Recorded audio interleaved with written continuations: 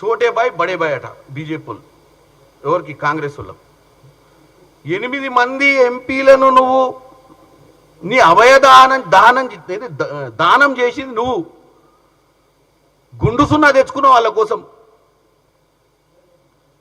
ఇవాళ నువ్వు చేసిన పాపాలు అన్ని పాపాలు కావు, నువ్వు చేసిన ఆ పాపాల పుట్ట నుంచి సెంట్రల్ గవర్నమెంట్ నుంచి బయటపడదామని చెప్పి నువ్వు వాళ్ళతోటి మ్యాచ్ ఫిక్సింగ్ చేసి నిన్నేదో చెప్తుండే, నువ్వు చూస్తే చెప్తుండు ఏంది నేతి ఇవాళ కాదు ఖమ్మంలో కాదు నిన్న మన చెప్తుండేను, నేతి బీరకాయల నేతి ఎంత ఉంటుందో మైసూరు బజ్జీలో మైసూరు ఎంత ఉంటుంది, నీ ముఖం ఉంటుంది. భారతీయ రాష్ట్రీయ సమితి తెలంగాణ ఎంత ఉందో గంతే ఉంటుంది. నువ్వు పెట్టుకున్నదే భారతీయ రాష్ట్రీయ సమితి తెలంగాణను పక్కకు దోచినావు. నువ్వు నేతి బీరకాయ గురించి మైసూరు బజ్జీ గురించి ముచ్చడి చెప్తే ఎవడు రాసిస్తుండు నీకు స్క్రిప్టు?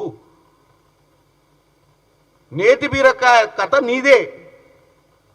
తెలంగాణ సెంటిమెంట్ మీద నిన్ను అధికారంలోకి తెస్తే ఏదో పీకుదామని భారతదేశంలో పోయి ఛత్రపతి శివాజీ అయితాను ఓవర్ కాన్ఫిడెన్స్ తోటి టీని బీకి బీన్ పెడితివి, బీన్ పెడితే బొంద పెడితివి, సున్నా వచ్చే. భారతదేశానికి నీకేం సంబంధం ఒక్క పార్లమెంట్ సభ్యుని గెలిపించుకోవడానికి?